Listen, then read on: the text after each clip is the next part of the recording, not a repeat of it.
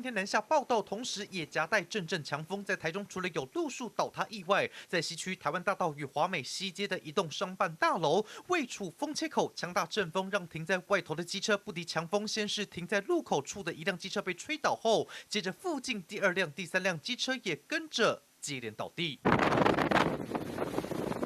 我们实际重回现场，一共有4辆机车被强劲的风势吹倒，就连民众放在外头的安全帽也被吹落到地面上。中央气象局表示，今天越晚气温就会溜滑梯下滑，而且是越晚越冷。明天全天到下礼拜一清晨，将是这一波寒流最冷的时候，其中夹带的风力也明显有感，沿海普遍有9到10级强阵风，尤其台中到云林、恒春半岛沿海及澎湖更容易有11级左右的强阵风。沿海空旷地区风大时，体感温度会更低，民众外出时务必做好防风保暖工作。